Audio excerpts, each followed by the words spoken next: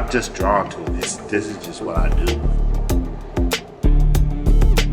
You know, the age-old question, does art imitate life, or does life imitate art? It's a combination of both. It's a dance between life and art. Artists feed off of life, and life also feeds off of art. The sacred geometry of the world is an art form.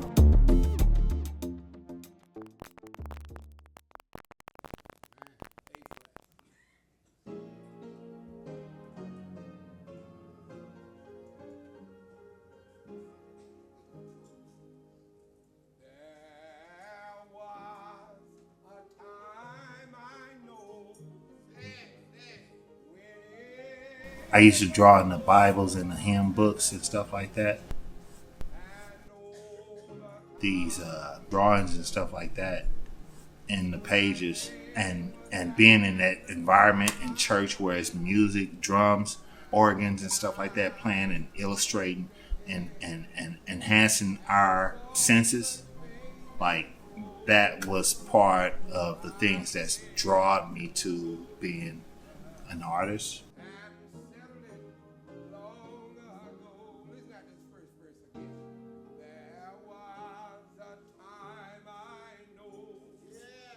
People said how from when I was a kid and I was saying that I was going to be an artist to now that I'm still an artist, they're the ones that keep me grounded and saying like, yo, actually no, you doing what you always said you was going to do, what you wanted to do. Like, you know, when I went home for my grandmother's funeral, all of the relatives were saying, oh yeah, the artist, Michael, the artist. That's when I finally accepted, even though the whole time I was. And once you accept it, then that's when it happens. You know?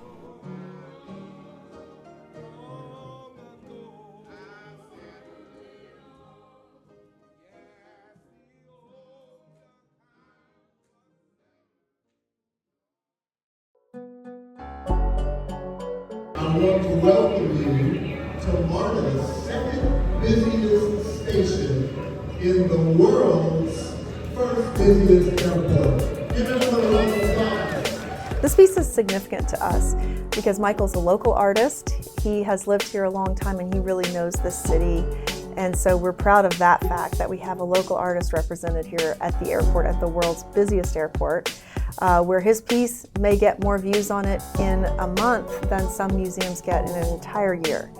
It's also really important for us that this piece represents Atlanta. It's the skyline, but it's also the people of Atlanta. And a lot of people say, you know, Atlanta is a city of neighborhoods, and I think that Michael's piece really represents that. Thankfully, the people at MARTA reassured me that they were going to find somebody that could enhance or replicate the piece.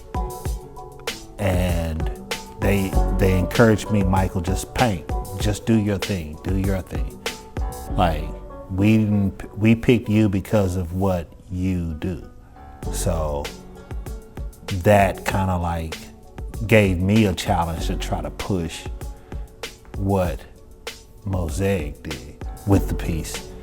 And, you know, I was like, okay, let me do this and let me layer things up so that push them to be able to replicate it. And they did a great job. I mean, some of the stuff that they did is like mind-blowing.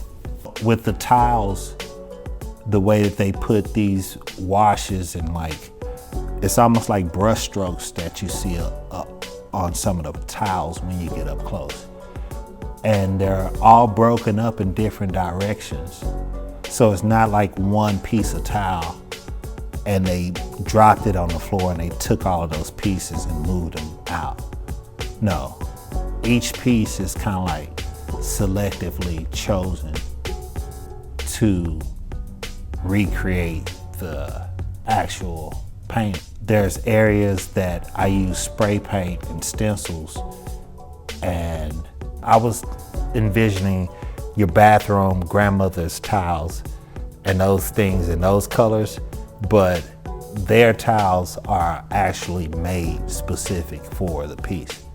So they fire the tiles, they color correct them, they match the colors, and then they add other things on the top of the tiles to create washes and stuff like that. And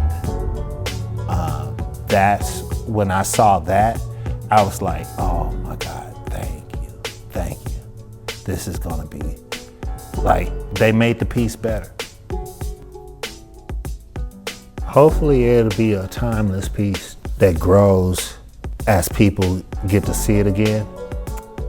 I hope that they can see the piece and then travel throughout Atlanta and see some of the piece in Atlanta and vice versa.